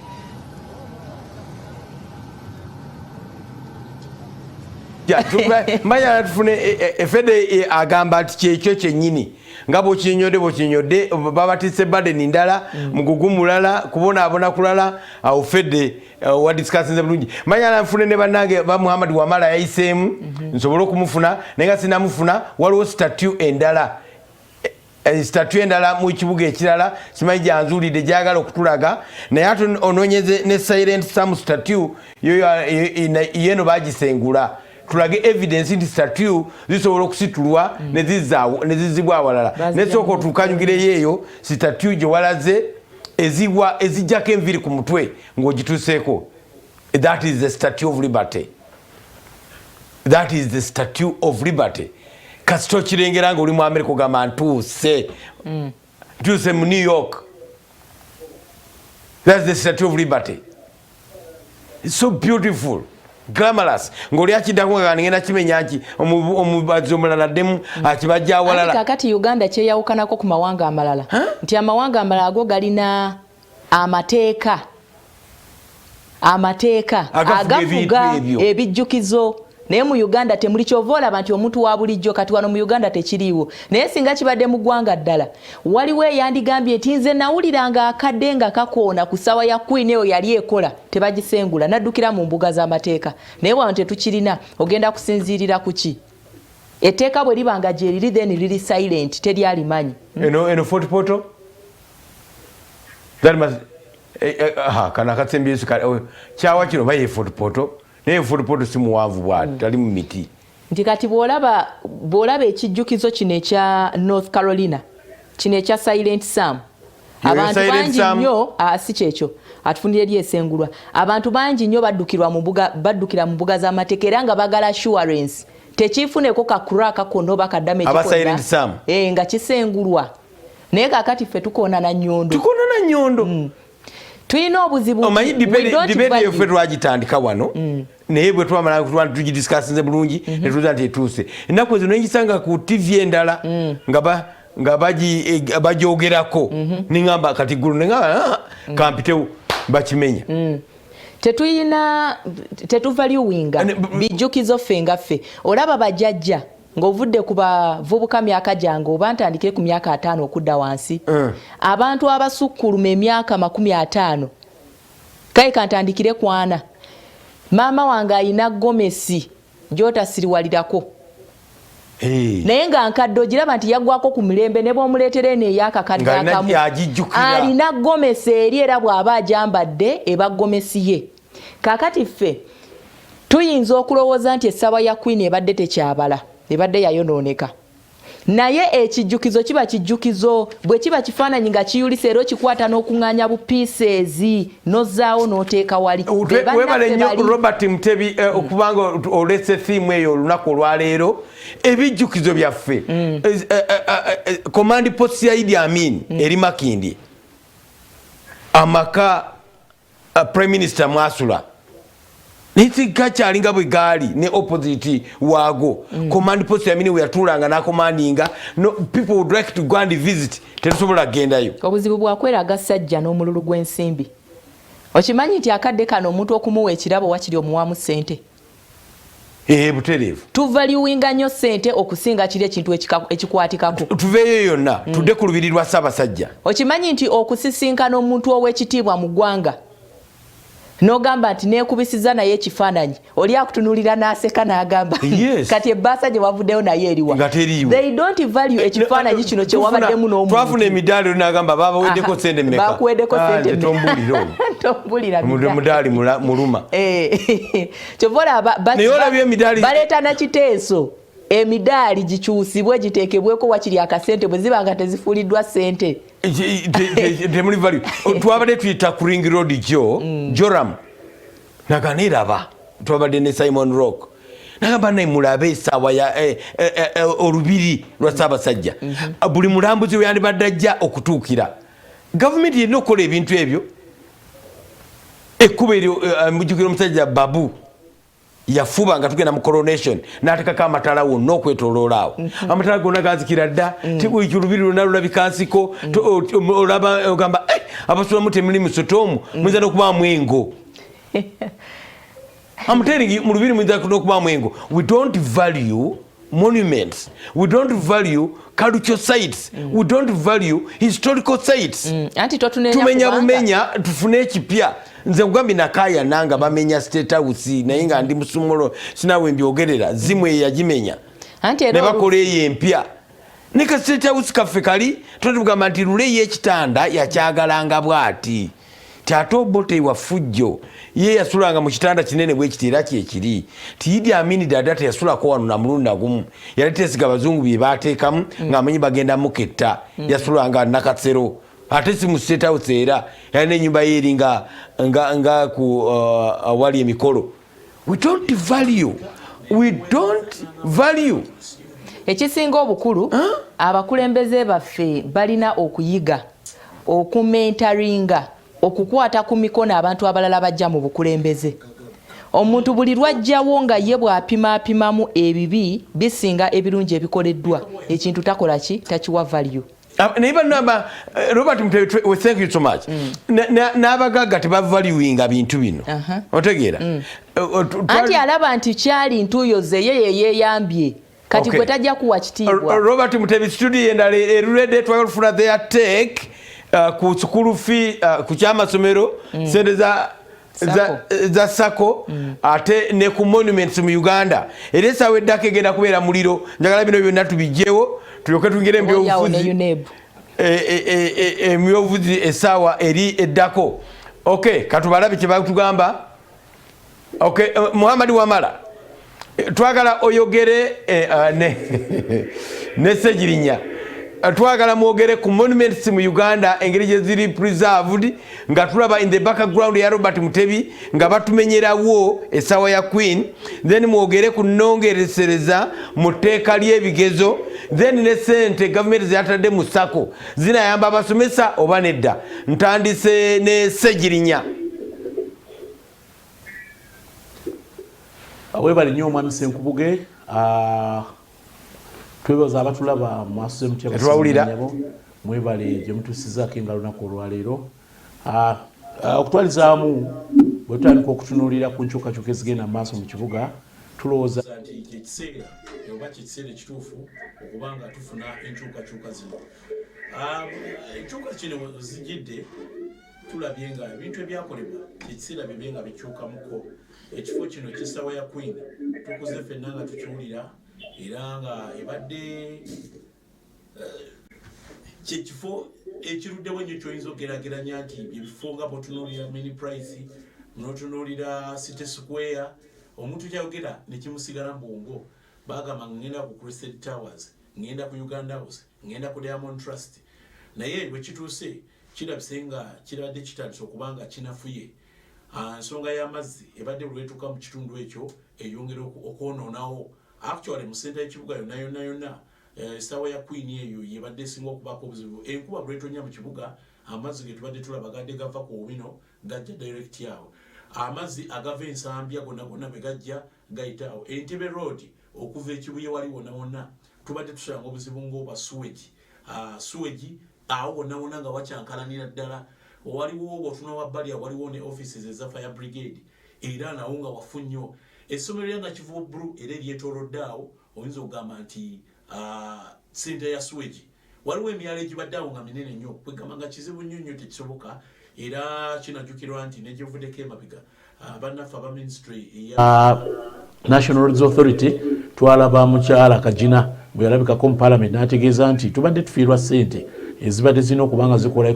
oluguudo olwo oluvannyuma lw'okuba nti ate bayinginiya bo babanja baleeta ebyuma ne babiteekawo naye nga teri kigenda mu maaso. Ebbanga lino olunene libaddewo nga bakyagezaako okusitulinga abantu abali awo. N'olwekyo nze ngamba nti wekijjidde tukyanirize enkyukakyuka. Tetugaana ebibuga ebirala ng'abo otunuulira Bungereza ebintu byabwe bye babanga nayo babikuuma naye bino ebyaffe ensonga y'oku maintenance yalabika nga ate teyateekebwako nnyo mulaka. Wane waffe okuuma ebintu kirabise nga kusoomoza kunene. Bazimba ekizimbe leero olukakana enkeera nga kiguddemu. Njakuwa ekyokulabirako omwami Senkubuge, twakula tumanyi Sheraton Hotel nga tumanyi nti ye hotel buli muntu yenna yina yatuukanga mu Kampala tiogenda wa ku Sheraton okuba ebiririro wa Sheraton. Conferences zonna esinga obunene zatulanga ku Sheraton. Waliwo ekyuma ekyakubanga amazzi awo Christmas season nga ffenna ku mwaka omupya abantu bonna baddukira awo. Naye kati bw'otuukawo gaafuuka matongo. Bw'otuukawo Sheraton tekyasobola kutunulwako. So nga bw'ogenda mu bibuga birala ebintu nga bino ebyobuwangwa oba ebintu eggwanga biriba nalyo ebireeta pride nti ngenda Uganda ki kyogenda okulabayo. Ngenda kulaba National Game Park, ngenda kulaba bwekiti, naye nja kusooka mpite ku kisaawe ky'Entebbe bwe nveeyo ngende mu hoteli ya Sheraton, bwe nveeyo ndabe ebiddirira. Mu kaseera kano tekyayogerwako. N'olwekyo nze ngamba nti enkyukakyuka zino ezizze tuzaanirize. Zinyigirizaamuko naye ate ne gavumenti National Planning Authority oba ba city engineer balina okutunuulira ekintu kino nti bwe tuba tugambye nti ebifo nga bino biteerebbwawo tebimala bireme kubanga tebikola kiseera kye tuba tubisubye bikola kaseera katono ne bivaawo. Mukyala Musisi yaleka bw'otuuka ku kepisaawo waliwo yali aleese enteekateeka ey'oku beautification of city nga balina kitivi waliwo TV yabeerangawo era bagikolera budget nene nzijukira. Naye bw'otuuka mu kaseera kano kyafuuka kifulukwa. Baali bagambye nti bagenda kuteekawo paaka ey'okuwummulirwamu byonna tebikyaliwo. Bwe weetooloola arrangement nga Centenary Park kyali kifo nga kiteekeddwawo kyakuwummuliramu. Mu just myaka 3 gyokka bw'otuukayo kati osangayo mabaala, osangawo hotelo. So ensonga ya maintenance eteeka okuba nga eteekebwako amaanyi. Bwe tugamba nti bino bifo tubigazeetinze bifo bigenda kubeera bibeerewo ebbanga naye for the sake of ssaawa ya Queen ebadde kyakulabirako ebadde yabyafaayo nga neyava mu Uganda emyaka 2 omugamba ku ssaawa ya Queen n'ekituuse nga enkola tekikyasoboka kubaawo n'olwekyo tukkirize enkyukakyuka eno ereetebwa naye ate ebeera kyakuyiga eri bannaffe abatwala ekibuga n'abo abavunaanyizibwa ku kukiteekerateekera. Gwesegirinya mpozi katunyonyoza kiyinza okwogera ku nsonga eno eyasawo ya Queen yaliwo ndowooza bagiteekawo omwaka gwa 5 eyo n'okutukola ebadde nga ekyatambula naye tetuyinza okutunira mpozi kati kyazze olwedde kiri mu plan naye bwetugenda tutunuulira n'olaba nti kati nga museum ebintu ebyateekebwangamu okuba nga bijjukirirwako ebintu ebyenjawulo. Esawo ya Queen eno ebadde yeetagisa okuba nga weeringa omugaso gyebadde ekola naye ebadde ereeta abalambuzi bameka bw'otunda valu yaayo ebadde eryawo just nga kyabulambuzi abantu okulabirako naye nga kiri mu kifo kimu simanyi sente meka zebadde ereeta abantu okuba nga bajja nti bo basically bazze kulambula sawa ya Queen eno nga bwetulengera nti Queen Elizabeth bo kitulidde nti omwaka ogenda okuggwako ensimbi ezibazingidde ez'ebyobulambuzi zibeera nnyingi nnyo eno esawo ya Queen ebadde nga kyabulambuzi naye nga tetumanyi valu yakyo y'amaanyi okujja kugamba nti abantu betololako bwetolozi n'okumanya nti ngenda kutya ku Clock Tower okugijjukirako olwokubanga okukyala kwa n'abakyala kuna lyazze mu ggwanga erya Uganda mu gyataano nti ebadde etwala ekyo mu element eyo y'obulambuzi bw'ebintu naye bwetutunula nti kati twetaaga nkulaakulana okugijjawo kukisesetula okugiteeka awantu awalala then tuteekewo enkulaakulana y'enjawulo ndowooza tekibaako nnyo buzibu kubanga yasembayo ddi okubanga bayisaako festival ebadde sawo ya Queen naye ebadde ebala byenkanawa eyinza okubanga n'akalimi gye kaasembera okubanga kabalanga n'abakyala yakajja gye kaali kasibidde gye kabadde kakyala kakati ogwo mugaso ky'okubeera nga kiri awo kiringa just kibumbe bubumbe nga tekina valu gyekyongeddwako baakomadde okukiteekako kalangi akalala okujongerako nti sawa ya Queen mu kifo ky'okulwaka nti tusiba ebyenkulaakulana lw'okuba bataddewo ekintu ekiri awo buteesi ekibumbe ekiri mu kibuga Kampala kisiba enkulaakulana then nze mpagira ekyokuba nti bateekawo oluguudo posta tugamba nti nga bwe kyali nti Jumla bwe yali ezze luli nti cost value ne costinity y'ebintu okuba nga bigenda okukozesebwa tujuga nti baatugamba nti ebyuma bino okuba nga biyimiridde awo byakosanga kumpi bilioni 10 buli lunaku nti kutandika kuba okubibala obubazi damage nti biyimiridde awo naye byetaaga okuba nga bikola kakati okusibaawo okuteeka debate tugijjawo tetugijjawo then byongere okumirira emyaka emirala miramba bwe kiba kivawo kiveewo bakiteeka awantu awala enkulaakulana egende mu maaso kubanga nakyo kyenyini kibadde kirina nnyo value kyongeramu in terms of revenue collection twaba tugamba nti eyingiza ssente mmeka naye ng'ate kijja amazzi negesibira awo wenyini sawo ya Queen wadde aweesibira amazzi buli nkuba lwetugenda tulalikira nti awawalegama amazzi awa flooding emyaka n'emyaka naye nga tugamba sawa ya Queen just sawa ya Queen kubanga tewali valu kyongeddeko naye nga ate waliwo enkulaakulana enteekeddwa okugenda mu maaso ebintu bitambule nze ku lwange ndaba nga kisinga okulabika nti kibeere awo ng'ekimuli nti sawa ya Queen naye nga teti kyamaanyi kyekyongerako just kiringa white elephant eri awo sawa ya Queen just sawa ya Queen naye nga ate waliwo enkulaakulana y'enjawulo bwe bakijjeewo ne bakifunira awantu awalala we bateeka okukiteeka bakiteekewo naye enkulaakulana y'oluguudo lugende mu maaso. Mpozi okattako ku ekyo ebibuga byonna oba eggwanga lyonna libeerako n'ebifo ebibi ebyafaayo. Ekintu kino tetujja gamba nti sawa ya Queen tubadde tukifunamu nnyo ssente naye nga bwe nagambye nti nze we najjira mu kibuga Kampala nga tukyali bato wabeerangawo ebifo byewatunuuliranga ng'otuuse bwoti mu kibuga ffe tuva Luweero naye nga bw'otuuka e Kawempe n'ojja bwoti bw'otuuka e Bwayise bw'abanga okkirira wabeerangawo emiti egya kalitunsi ng'okkirira olwoyingira gyamenyebwawo kitegeerekeka naye wabeerawo ebifo ebimu byolekawo nga recreation centers nga kisigala mu memero y'omuntu nti tekigenda kukyuka tekigenda kuvaawo kyetugamba nti bannaffe bano abapulaningira ekibuga sometimes kisoboka osobola okugipreserving essaawa eyo gw'ate olaba ennaku zino basobola okujja ne bazimba Entebbe Express Highway ne tutuuka ekyengera wano bw'otuuka engeri gye baawundamu poolo ziri ne batugamba tisobola okubeerawo n'emyaka 10 bazisimba mazzi ne zisituka tulaba amawanga amalala ga China ago n'olaba oluguudo lwa train nga lujja bwetyo ne luyingira mazzi ne lwambuka ne tekinologiya oyo lwa tesobola kumwembracinga ebintu ebimu bajjajjaffe bye baakola ate tubisiime tubirekewo tetwonoona bwonoonyi kumalawo waliwo enguudo wano ku Sapolo waliwo ekibumbe kya Sapolo nga ku posta awo kibaddewo emyaka n'emyaka era ng'oli bwajja bw'ati kwegamba kiraga identity nti posta Uganda actually posta mu kaseera kano oluguudo olwo olwa posta ng'oyambuse bw'otuyitawo n'oyambuka n'ogenda ku Sheriff baluyita batya kirina engeri gye kyongera okubeautifyinga ekifo Essomero libayita Shimono jukira Malawi lyabeeranga. Omuntu bwe yatuukangawo ebizimbe tebyalinga birungi nnyo. Naye nga bina memory, institutional memory. Kati bwe lyavaawo ne lidda gye lyalaga kiki ekyakyukawo otunda ekiriwo kati. Kyempakanya kwe kugira ebintu Mukulu Muhammad Wamala. Mukulu Muhammad Wamala. Shimono olwayo gye baamuteeka ekira olaba nga waakiri baamugaziyamuko ne bamuteeka ne ku ttaka eryegasa ne baleka ekibuga nga kyetadde ne bazimbawo kye bazimbyewo. Nze ekinuma kwe kumenyawo ebintu bino ne watabawo kikolerwawo. Ekitwala ebbanga nga ddene nnyo ettaka liri idle liryawo tewali kigenze maaso. Bw'ojjukira kyogamba 27. Okay. Komawo gye tuli bajjeeyo tukumuzike ensonga eyo tugende mu break. Tujjukira nti Control. emachi ndiye kugenda emyonyo yonna bazimba enguudo empya na Queen agenda okujja. Ne baleta zikamera ez'enjawulo mu Kampala eza Chogamu naye tuko olwayo mu Kampala obuze nti kamera ya Chogamu eyaleetebwa nga Queen agenda okujja 27 zonna zaalagawa. Problem gye tulina gyendaba nti ebintu ne bannaffe abakola oluusi bakola mu ngeri yagadi bengalye. Ebintu bakola biba very temporary. Tebiba byakuwangaala ng'ate ebibuga ebirabwe bibeera ku Entebbe Road yako kyensuka ekyasigalako ku Chogamu kyali ki noyeza Eiffel Tower bwe bagiyita 2007 Eiffel Tower kikyuka ekyasigalawo ye ate bw'oyogera ku Chogamu ekyebira olere ne Big Ben y'Ebungereza kira banene abamu babasibira sente bagoba abaali bakola coffin abaali bakola kesi z'abafu n'abakyala atayinza kutuukira ku kesi z'abafu nga babaseka bajjawo naye nga embadde bagamba tugenda kuwummulamu tweyanziza debate yammwe kasubmission kange katono nnyo kasubmission lwaki tukaleeta nga tukomyewo katumale okuwummulamu fedde gwe tugenda okubanga tutandika naye ng'ayanukula Muhammad Wamala alowooza nti ebifo tebirina value olw'okuba tetubirambula biveewo toseseetuka tukomawo.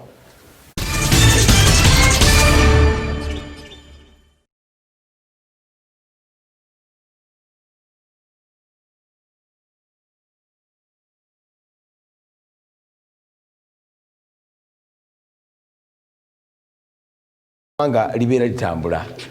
ekijjukizo kyawufu ku kintu ekirala kamala okujjawo abantu bano tugenda nte bana abalala Sira biodigester abakugu era bakafulu mu kuzimba biodigester septic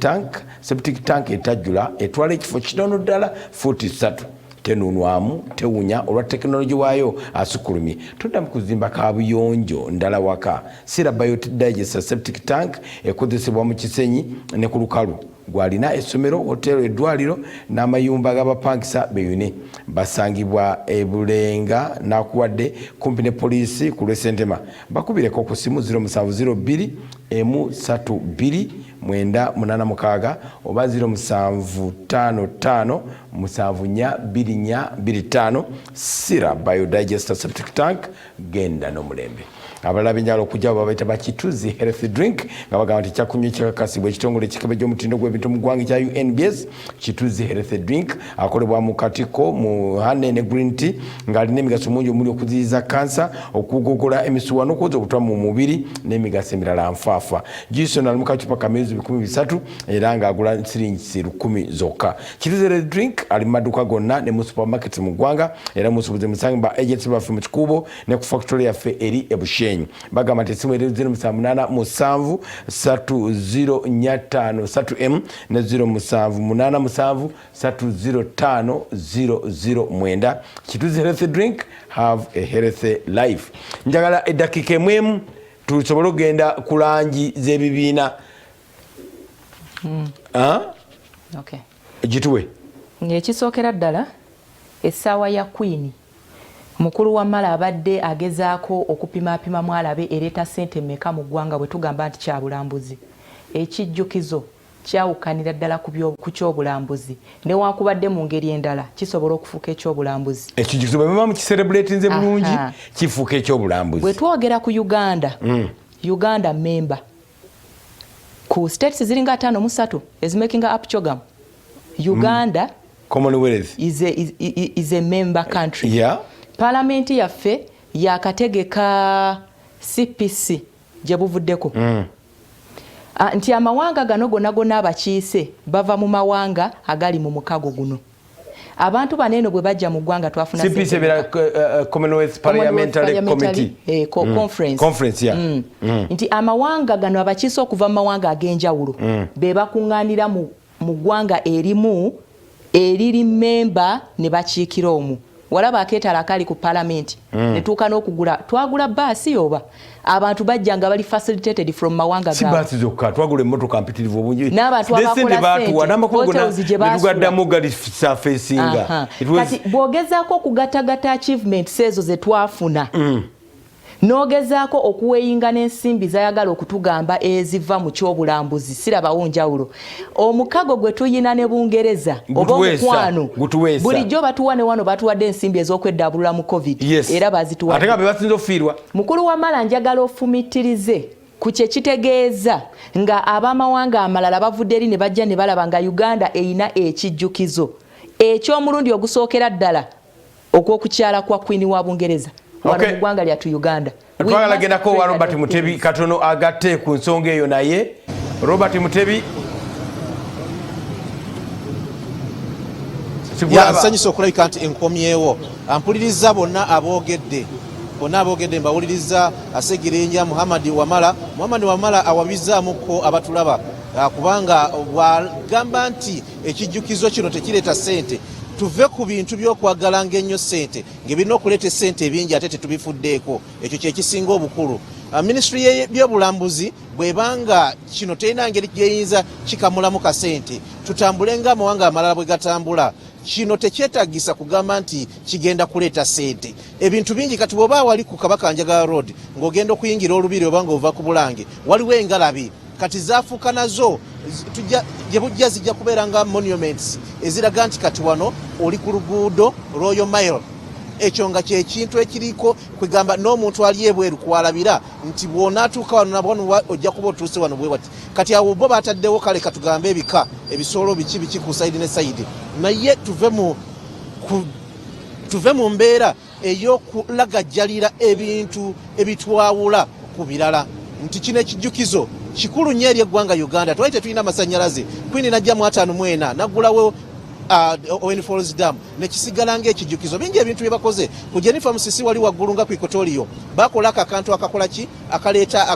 akakuba amazzi kati ng'abantu bagendawo ne batuula tebasasula si kyabulambuzi nti kyabulambuzi naye ng'abantu bagendawo ne bakatunuulira ne balaba nga tebasasuddeyo wadde 10 ebyo byonna byavaawo nze kyendowooza nti ogamba nti kigende kubanga si kyabulambuzi tujja kutuuka nga tewali kintu kitwawula kiraga ggwanga Uganda nga ne bw'obeera ebweru okunyumiza omwana wo nti bw'ogenda mu Uganda ng'oyingira ojja kulaba kino nga tekiriiwo.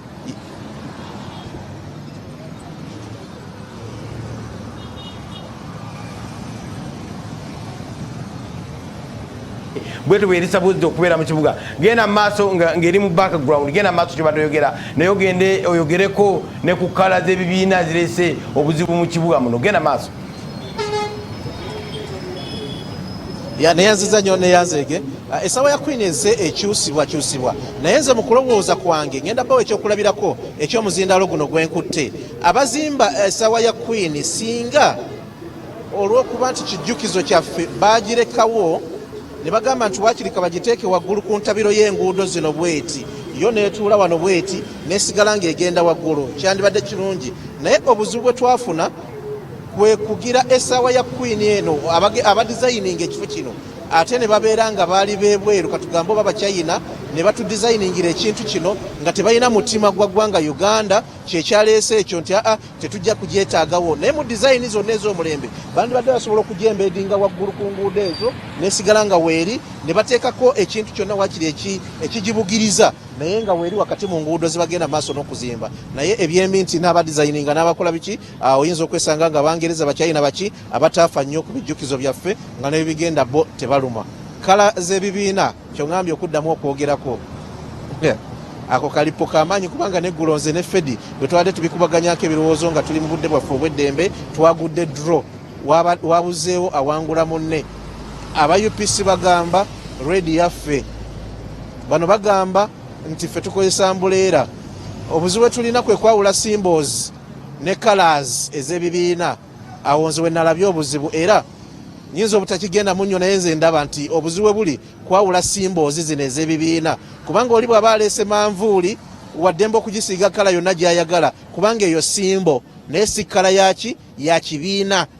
eyo ebyala ya simbo naye si kala ya kibiina kakati bano baba nga bakozesezza red ku manvuuli yaabwe sirowooza nti kirina obuzibu sirowooza nti balina engeri gye bayingiriddemu ate kala eri ey'ekibiina kya UPC nga bannaffe aba UPC bagenda mu maaso n'okulayika nti ate bakomplaininga naye ndowooza ezo nsonga za byabufuzi bayagadde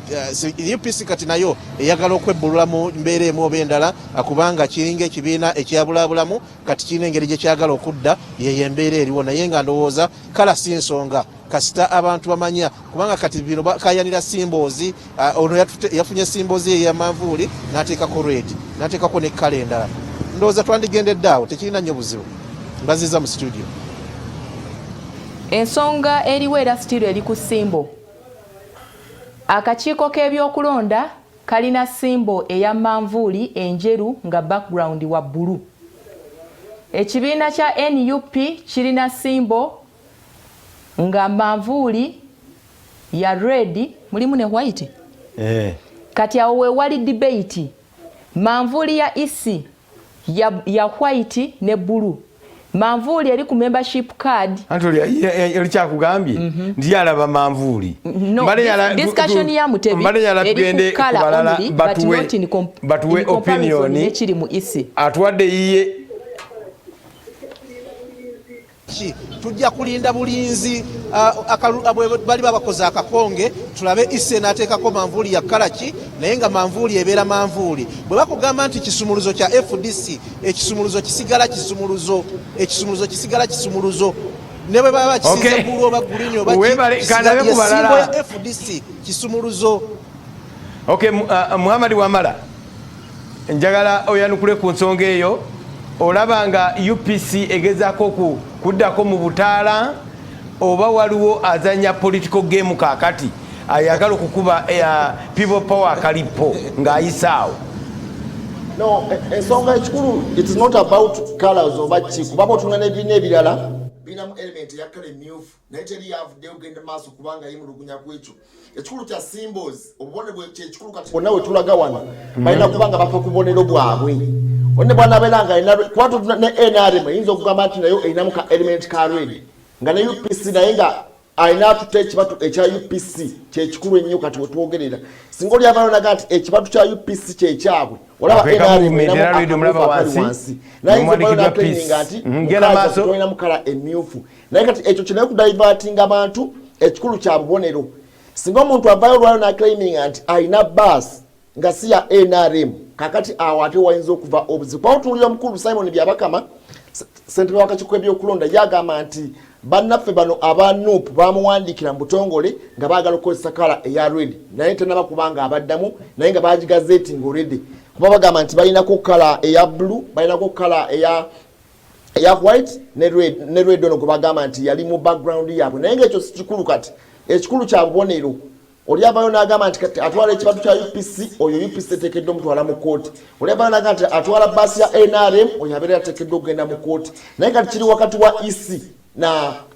kibiina kino ekya NUP bannaffe aba UPC tebanabavayo complaininga kintu kyonna kubanga naawe kati kiri EC na NUP okugenda maaso kubanga bakomplainizesebonjala okukiriyalinga bantu kumulama tugendera bibonero bwe businga kati okuba ekikulu ennyo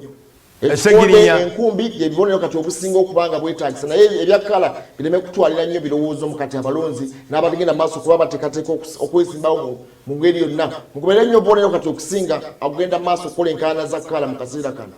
Segeri nyagattako nze mpozi kulwanga bentunuulira ensonga eno ndowooza nti yandibadde tetumanya nanyo biseera naye nga bw'omanyi nti ebyobufuzi bibeeramu obubadi buli kaseera buli muntu aba abeerawo kuyiiya kakati bannaffe abamu nze ndowooza nti bagenze okulaba nga bagenze basebengerera mu bantu tebakyaliyo ng'era tulaba race esinga okuba ennene mu kaseera kano tulabye nga opposition ate omuyaga guno oguze omupya ogwa NUP gulabise nga gubuutikidde eggwanga lyonna kubanga gussa abavubuka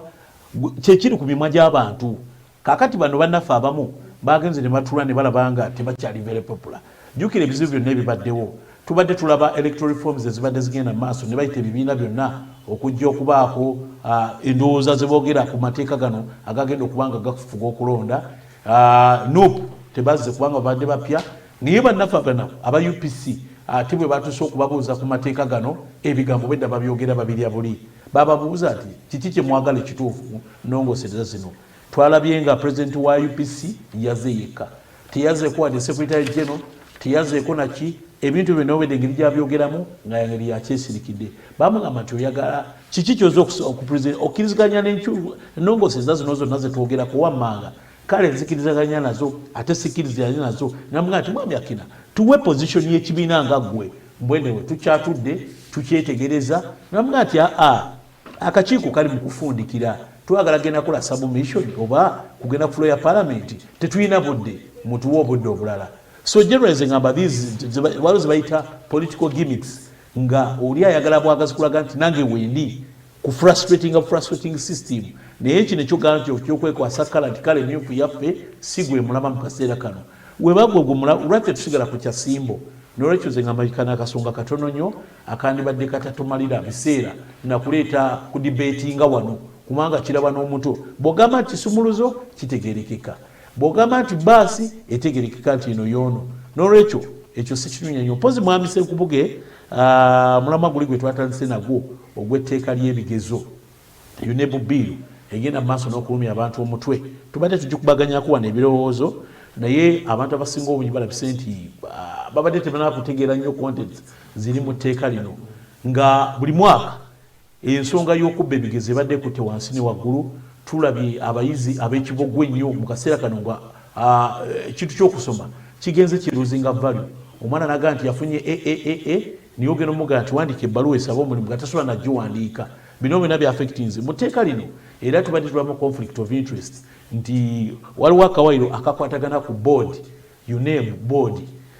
tukimanyi nti baminisita bonna bonna education ate balina amasomero waliwo kibayita conflict of interest nti UNEB enesobola okubeerawo nekola ekintu nga yeetengeredde mwami Muyingo ng'olina essomero lyo n'otasobola kumanya birimu bibuuzo bagenda kuleeta nti gwe mukyala Seniire gwe minisita primary health care banasobola okuba ebibuuzo bino banasobola okukwata essomero lyo nga gwe nti bali kuteeridde ebibuuzo nokkiriza nti omusomesa adduse n'ensimbi z'abaana omuliri gw'ensimbi abadde akuŋŋaanya nsimbi bw'amaze ozikuŋŋaanya adduse nazo abayizi bano bonna abadde basigaddewo banasobola okuddamu okutuula oba balina mwaka mulala amulambirira olw'okuba omuntu ono wabaddemu amateeka agabadde galimu nti omuntu bamukwatanga bye ebigezo bamusibe emyaka 10 kinaabeera relevant mu kaseera kano nti akawayiro akalala nti omuntu senga bamusanga nga asaalimbira mu kifo ekikoleramu ebibuuzo bamusibe emyaka 2. Bino bye bintu ebikulu ebibadde mu tteeka lino era nga tulabye nga lisigadde nga buli muntu ebintu abirabye waliwo n'akawayiro akalagira okuba ekiragiro nti bw'oba ogenda okumakinga ebibuuzo bino obanga oli ku boodi kikakatako okuba ekirayiro kino nti bw'oba okimenye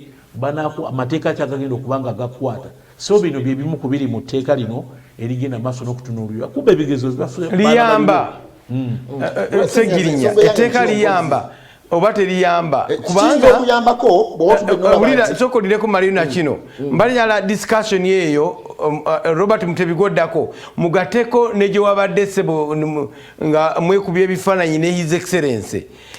nga mutandikawo obulyake bino biyamba oba gavumenti egeza kubulagaza kuwatanya kulaga nti enakyekola mulimu n'okusasuza ensimbi obukaddaana abantu abamu kye balowooza nti wandibanga waliwo anoonya ensimbi osobola okusibwa emyaka 10 oba wansi w'emyaka 10 oba osobola okusasula obukadde obwa 40 oba okukola byombi biyamba oba bitumalira budde bwamala gobadde otandise bumaliza Robert Mutebi yaddako genda mu maaso katono bw'otunamu n'olaba nti kiyinza okuyambako kubanga weebuze nti bani abadde babba ebibuuzo bino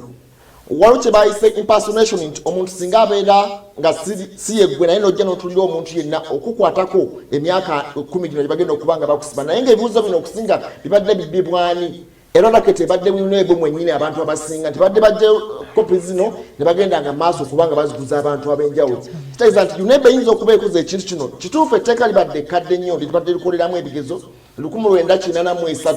ibadanga tedi repeating wako bakola nongoseza mujjo gwe bali etaka naye nakadde tulimu kati bali etedde muke nyini wezo gama tuli mu bisera bya bufuzi tetumanyi nti obebangi lisigadde okay Robert Mtebigatta ko tugende mu break tugende mu break ya neyanza ege bwotunuulira ku nteekateeka Ssegirinya nga bw'ayogedde ebintu bino ebya nkyukakyuka eno eyagala okujja mu by'ebibuuzo naki kye tulina okumanya nti kati emu ku bizinesi ezisinga okufuna mu ggwanga y'amasomero ezimu ku bizinesi ezisinga okufuna era abantu gye baddukidde ennyo y'amasomero kakati awo wonna buli kintu kye balina okukola mu nongosereza mu nkyuka mu byonna bye bagenda okukola bigenda kubeera mu favor y'abo abalina amasomero naye be baani abalina amasomero be ba ministers be balina amasomero abaana b'abagagga be balina amasomero abantu abali influential mu gavumenti be balina amasomero buli kyonna ekigenda okujja kigenda kubeera mu favor yaabwe buli kimu kibagenda okulabika nti oba oliawo palamenti ekolako kigenda kubeera nga kiyamba bo twabadde mu State House okwosa eggulo nga tugenze okulabika nti batongoza campaign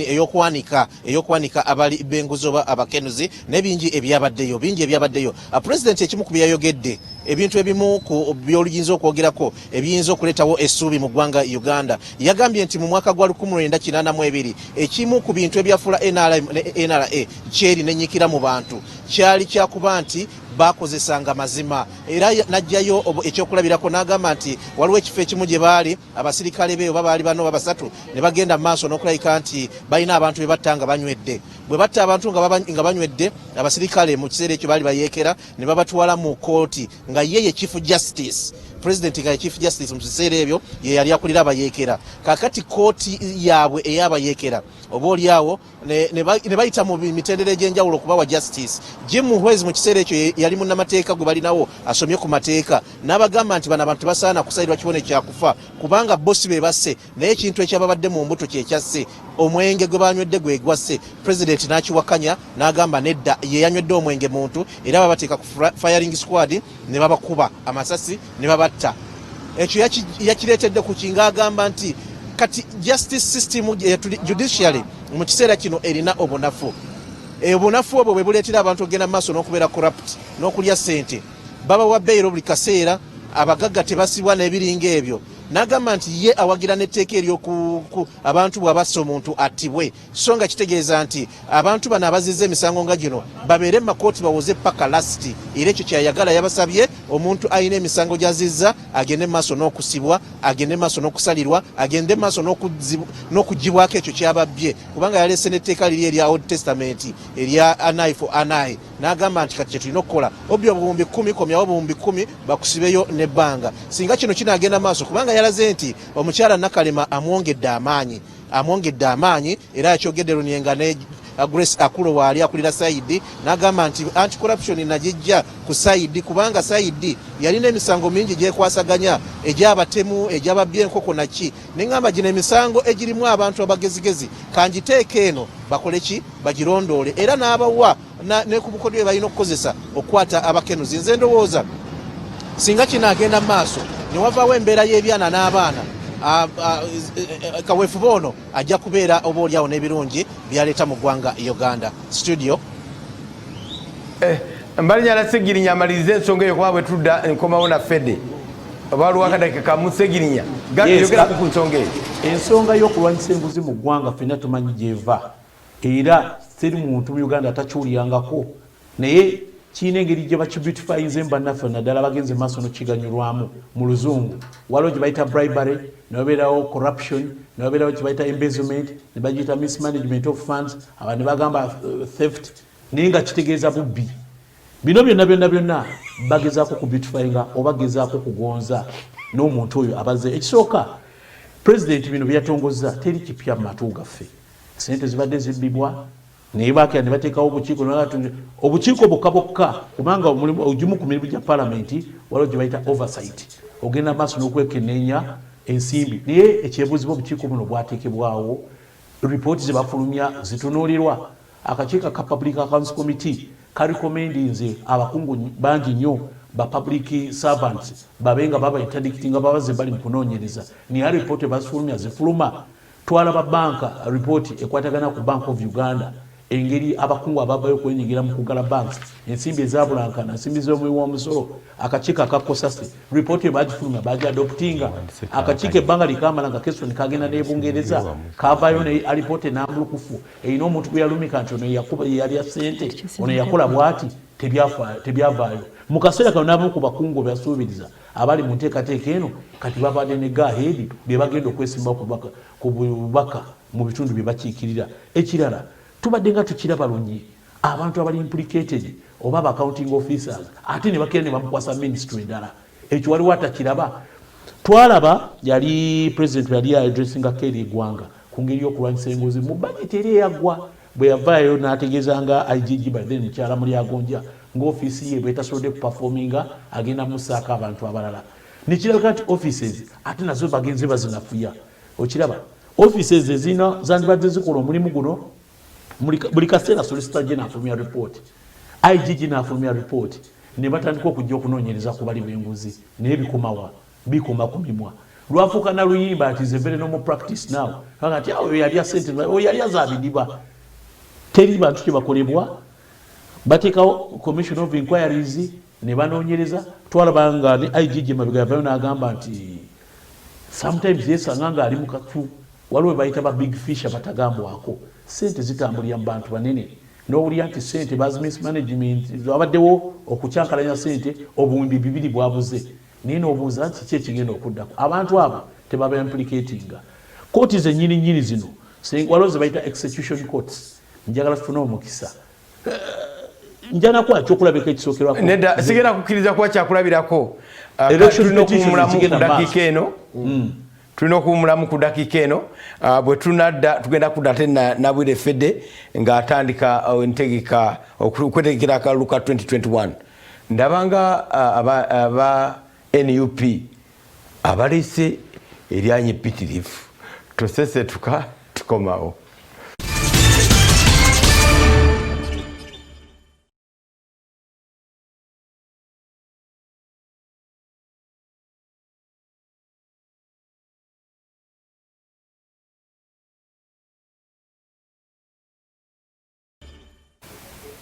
Tukukulisizaayo mu kumulo tekobadde kwanvu nakatono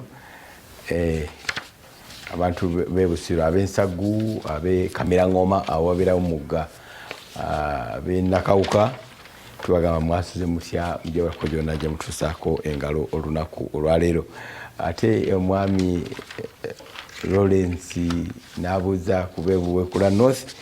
temujebale waliwo survey eyafulumidde mu mpapula z'amawulire olupapula lwa Daily Monitor Fedde Wanjisebo ngewa President Museveni nti akyakulembeddemu mu bayinza okutwala obukulembeze bwa Republic of Uganda naye nti takyaweza 50% nti omubaka Kyagulanyi aleese Subaru ewuluguma buwulugumi Saveno ogirabamu akatuufu konna oba kujubisa kwa bannamawulire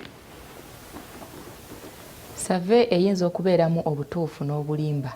byombi bisoboka kubanga akazannyo k'ebyobufuzi kali wide nnyo nti ebiseera ebisinga obungi fe abantu ba bulijjo tetuyinza kategeera Save eyinza okuba entuufu ng'abantu be basazeewo oba eyinza okuba entuufu ng'eteekeddwamu akasente oba esobola okuba enkyamu okusinziira ku response kati singa omuntu aze n'ambuuza nti singa obadde ogenda kulonda wandironzaani kuba sikiwa nti baba n'obudde obuwuliriza buli omu suubira nti oli bwawulira nga n'enjatula Kyagulanyi yagambirawo oli bwawulira n'enjatula anti bwempulira oli nayatula waliwo abantu ng'ateekinga time okubulira kyagenda okugamba teri kintu kisinga buzibu nga kukola research ku muntu wa wansi asooka n'akunnyonnyola eyandigambye Museveni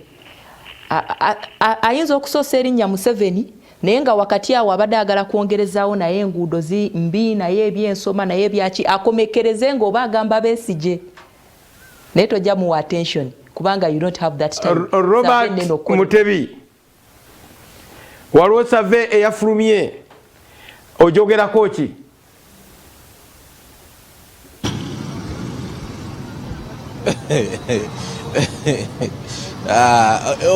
mwogera kweno save yafulumye ngeraga nti gundi alina enkizo eno ne gundi alina enkizo eno ya save natandise okulaba empapula z'amawulire nga zigenda mu maaso n'okulabika nti bafulumya saves ez'enjawulo mu kiseera kino omanyi buli ndowooza media house erina eddembe okukola okunoonyereza kwayo nefulumya ekintu nga bweyagala oba oliawo kifulume naye sisobola kukkiriziganya na save eyefulumye mu kiseera kino nga buli kintu kiri scientific yardstick gye bakozesezza oba oliawo okulabika nti bakola save eno n'okubifulumya nga bwe byafulumye nsuubira teyabadde balanced teyabadde fair mu mbeera emu oba endala lwaki njogera bwentyo nti mu kiseera kino tuli mu mbeera eya lockdown kyekisinga obukulu tuli mu mbeera eya lockdown kyekisinga obukulu singa tetubadde mu lockdown mu kiseera kino kye tulimu ebintu byandibadde byanjawulo nnyo ku nguudo ne mu bifo ebyenjawulo ebyeggwanga Uganda naye bw'okola survey n'oleeta nti ono yasinga obuwagizi eno ono yasinga obuwagizi eno ono alina enkizo bweti ono alina enkizo bweti nga waliyo abantu oba oliawo abatannafuna mukisa akutambulako wadde akatundu k'eggwanga Uganda akukonvinsinga abantu n'okulabika nti bamanyi bo bafuna obuwagizi nze sikkiriziganya na save eyakolezeseddwa bannaffe ab'empapula z'amawulire abagenze mu maaso n'okuzikola nti ground teri leveled mu kiseera kino ground teri leveled bayinza okuba bakoze save ng'oba oliawo waliwo ab'enkizo ennyo katugeze bakoze save nga President Yoweri Kaguta Museveni incumbent katugambe mu kiseera kino nga akizeeko nnyo banne naye eyo save bw'oba ng'ogikoze mu kiseera kino nga president kumpi buli mwezi alabikirako ku TV mu mbeera yonna ye n'ayogera buli kyayogedde nga agenda maaso n'okutambula okugulawo obutale n'okukola ki nga atambula ye nga president n'okola save mu mbeera eno gye tulimu nga bana balala bayinza okuba nti baagala kwesimbawo mu mbeera emu oba endala nga bo tebalina oba oliawo nkizo yonna kulabika nti batuuka ku muntu direct okujjako okozesa katugambe media ate nga ne media okugikozesa olumu tebakkirizibwa awo nze ndaba nti ground teyabadde leveled mu mbeera eyo mu mbeera emu oba endala kiyinza okugenda bwekityo naye nga abantu abasinga abaagala oba oliawo okuvuganya president tebalina nkizo yonna gye bayinza kutuuka ku muntu direct kumukonvinsinga oba amukyuse oba alabe nti afuuka omuwagizi we kyova olaba nti save bagikoze bwe batyo era yafulumye bwetyo nti incumbent ye alina oba oliawo enkizo yonna okutalaga eggwanga okukola buli kimu si campaign naye nga president n'olwekyo nze sikkiriziganya na save yakoleddwa kubanga ground ne yardstick yakozeseddwa teyabadde era nga level abagala okumuvuganya nga tetunaba kuyingira mu ggalo lockdown nga tetunayingira mu ggalo Honorable Kyagulanyi abadde muyimbi tewali atamanyi luyimba lwa mwami Kyagulanyi wano mu ggwanga n'abaana Kenya baziyimba abo bali bweru wa ggwanga kitegeeza nti amanyikiddwa Honorable Kyagulanyi cameras zonna zaali ku ye bwe yali ewa Mwiru bwe yali ewa Wadri bwe yali ehoima cameras zaali ku ye Honorable Kyagulanyi bwe yafunamuko obukosefu era cameras zaali ku ye we yatuukira n'okufuluma eggwanga oyo Honorable Kyagulanyi Kano Kizza Besigye nzikiriza mbamaleyo Kano Kizza Besigye avuganyiza ku bukulembeze bw'eggwanga enfunda nnya kitegeeza nti abadde nga mu bantu ba bulijjo era nga abatuukako mwami njagala nkutemeraawo kubanga njagala nkutemeraawo kubanga oseeredde njagala nkuweyo ekyokulabirako kimu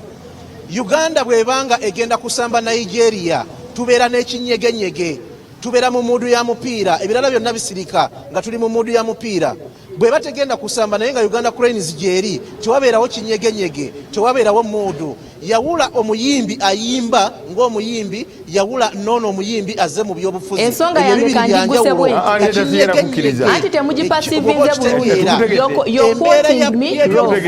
badde ngezaako enkizo kubigendamu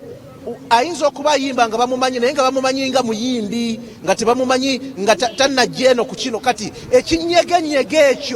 ekinyegenyege ekyo tebafunye mukisa bo kigendamu kyekyo kyentegeeza kati yawulo oli eyayimba n'abeera mu nnyumba z'abantu ng'omuyimbi Konsani yange badde kuba candidate bonna badde ngezako kulenga ground eya honorable Kyagulanyi butya bwazengalukamu erinnya ku ground nganduka n'erinnya eryakanokiza Besigye nganduka ne bali kakati anti alina point gy'akoze nti waliyo abantu abali mu public weraza abalala tebaliyo kati mbadde ngenda kituusa wano nti NRM eri mu kutegeka nkiiko zaayo akadde kano FDC naye tulabufofofo kutegeka ntuula zaayo akadde kano NUP naye genda maaso n'okweteekateeka nti ebibiina by'obufuzi bigenda maaso n'okubanga bikola kinga byeteekateeka ekya Honorable Kyagulanyi mwami Mutebi kyabadde asayitinga ennyo nyinza okiteekera wano okimanyi nti singa akadde kano bwe bagenda ne bagamba nti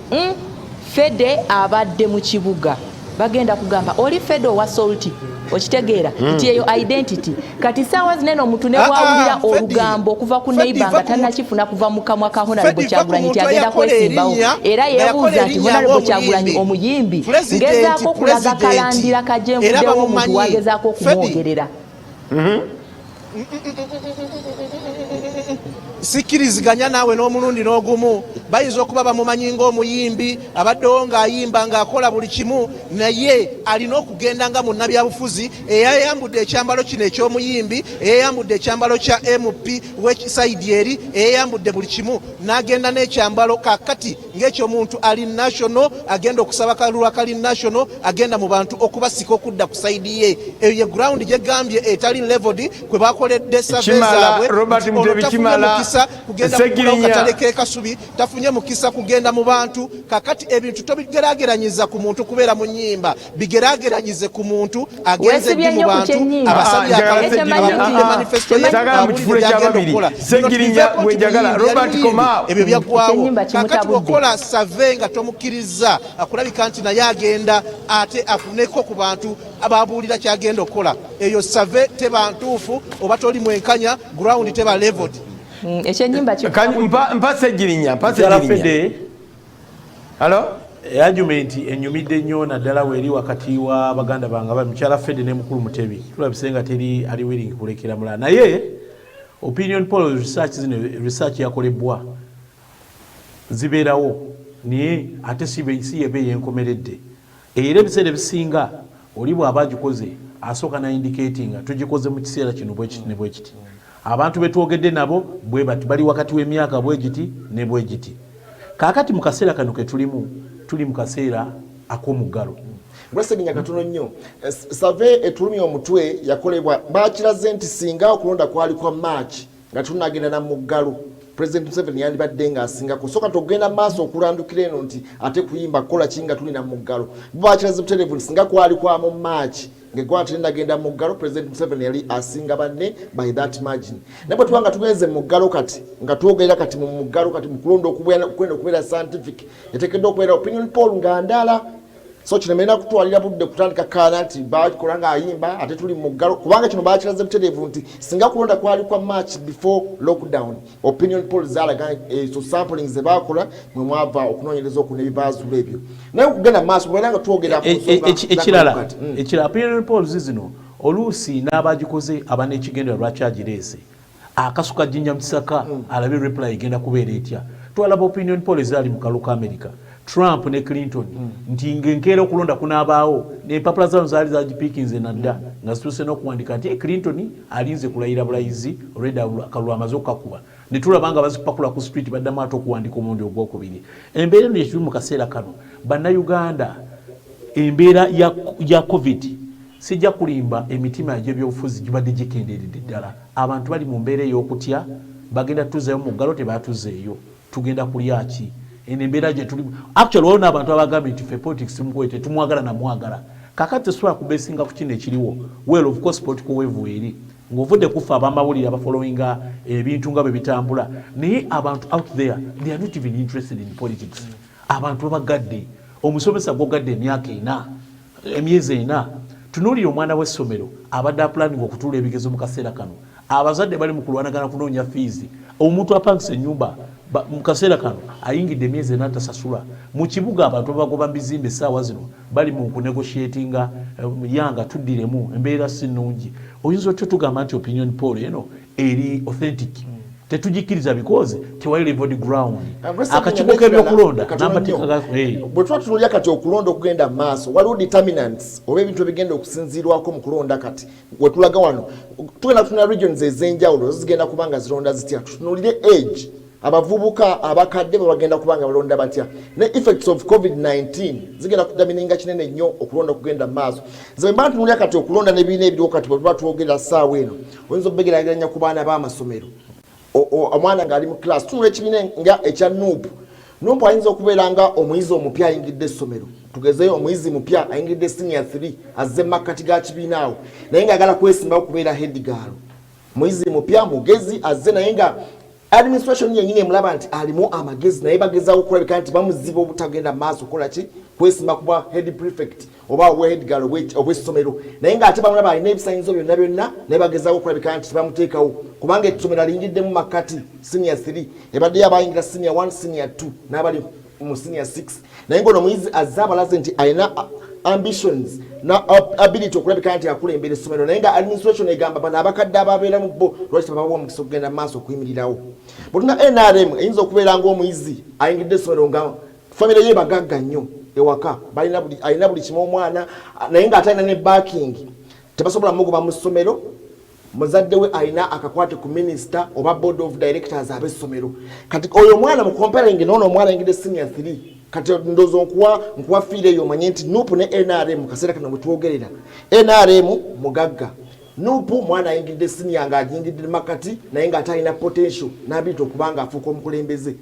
butuna bannafu aba DP ayinza okubeera nga mwana mugezi nnyo ayogera oluzungu lw'amaanyi naye nga batuuka kuwandika ebibuuzo ate ebintu bimukuba bulala butuna UPC ayinza okubeera nga ye mwana ali awo tebamutegeera bulungi bakabencha atula mu kibiina naye tawanika mukono naye nga ate mwali mu kibiina n'abasomesa bayinza okuba tebamumanyi bulungi n'amannya ge naye nga mwali mu kibiina atambula anti yoyo gwolaba nti mwana ali gentleman atula mu kilaasi tete tafaayo nnyo ebweru tazannya mu kilaasi mu kibiina abeera gentle nnyo tafaayo nnyo okulabika kuwanika mukono naye nga ebintu abitegeera kati bw'ojja eyo scenario gye nkuwadde n'ogiteeka ku byofuzi tugenda maaso mu kaseera kano bwe tulimu ne wetulaga wetunulira opinion polls zino n'ozikolamu analysis eyo n'oziteeka wansi then tutuna okutunula ebintu ebyo ebyenjawulo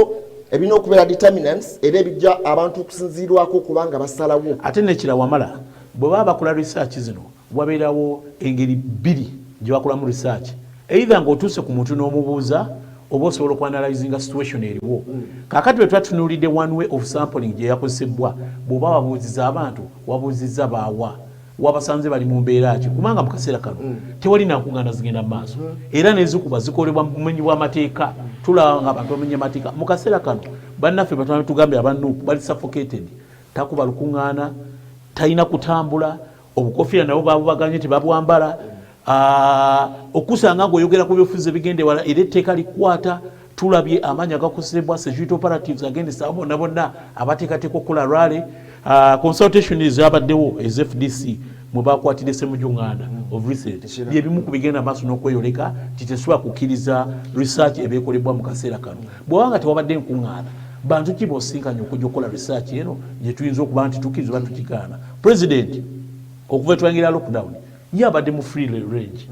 buli lwavayo okwogera eggwanga lonna libaako attention banaatugula tebaatugule ababoda banaabata tebaabate so there and then otunula nga olaba it's just automatic nti agenda kubanga akira kubalala diro wasemba okulaba Kyagulanyi ng'ayogera obuntu etulaba just mu video nti bwe yabadde mu radio egundi yabadde ku mukutu gwa CBS yagenze kutuma ne bafumutula nanduka twabadde tuyabutizaako yabadde agaba emmere ne bamukwata ne bamuteekayo so tetusobola kurelayinga ku information ene tuwerebwa opinion poll eno mpozi eyinza okuba nga eri batebereza ku mbeera just observing bwe kiranga bwe kyali nga bagambye nti bakikola before covid nti yajja before covid mu mwezi ogwa March nti singa okulonda kwali kwa mu March nga tunagenda mu lockdown president Museveni yali badde nga leading by that margin ne bwabanga tulindako ti survey endala egenda okubanga ekolebwa okusinziira ku analysis eriwo kati na buli kibiina engeri gye kitambuzaamu ebintu byakyo tulinda ekintu ekirala ekiyinza okubanga kijja ekyo bakikola fine kyajja naye bagenda okikola nga n'ebibiina ebisinga tebinaba kulonda flag bearers baabyo okugenda mu maaso okubanga beesimbawo naye ate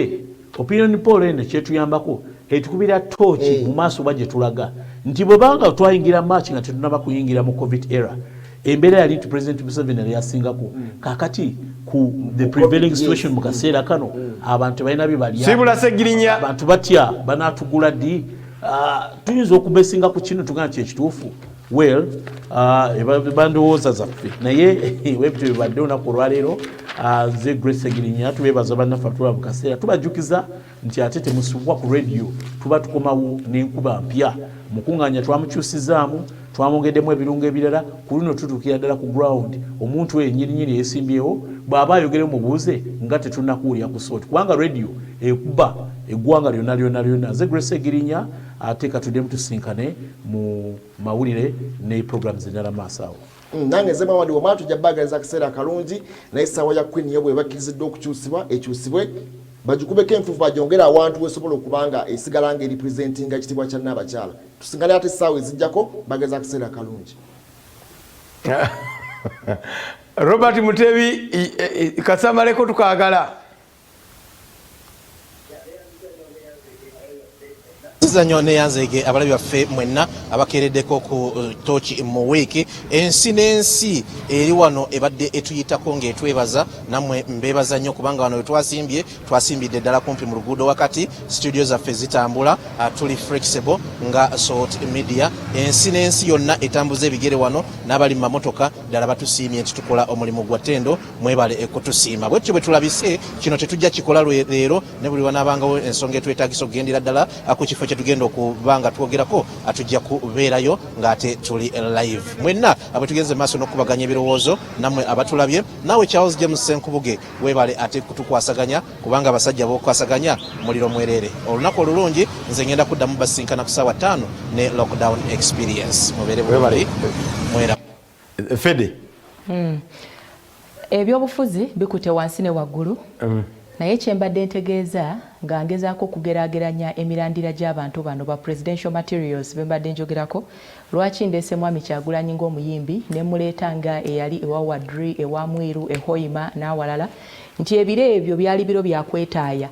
bw'otunuulira Mwami Mugisha Muntu yali yasimbadde emirandira mu FDC wadde yali tanavaayo kitegeeza nti yali amanyikiddwa save gye twogeddeko eno endala eya after erimu Mwami Museveni ne Kano Kiza Besigye ekintu kisigala kimu kyokka abeesimbyewo ku mitendera egy'enjawulo eddoboozi lyammwe likola kinene nnyo okubanga litondawo emirembe ku nsonga y'abasomesa nsaba gavumenti eteekewo ensimbi ez'okubagabira awatali bukwakkulizo bwa kuzzaayo kubanga tebazirina nze Nabwire Mukama Katonda abanjagali etusinkane munyo gwe bunaayira ssaawa 10:30 ku Salt TV. Okay, nze kizinze oku byonna bikuteko naye essaawa ya Queen okuba nti egenze Muhammad Wamala akyalemeddewo nti kitiviire tekirina mugaso naye monument ebeera monument ekijjukizo kibeera kijjukizo agambye nti bakiteeka awalala ate nga yini neyekuba endobo ng'agamba nti abazimbira kulino tebamanyi kuzimba bintu bya standard bya mulembe. Queen yajja wano tetwafuna omukolo gugenda kukyalira ssaawa ya Queen it was not on the program tekibadde worship ekintu ekyo abalwadde tebakiteeka mu kitiibwa kyakyo kigwana kubeeramu but we need symbols z'ekibuga omuntu amanya nti kendabyawo kati mpeta bwenti kendabyawo kati nzira eno ebyo zo monuments zibeeramu zeziragirira by international travelers ekyambadde Lawrence abebuwekula north ababuuzizaako nnyo nange mbatumidde mikwano gyaffe Mwami Charles James Senkubuge abenakawuka Sanda ababuuzizaako nnyo ne yeebaza ne Mwami Sematimba Peter emirimu gy'akoze ebbanga ly'amaze ng'akulembera abatuuze abeeyo mubeere bulungi n'abezze agipasivingi bye bye.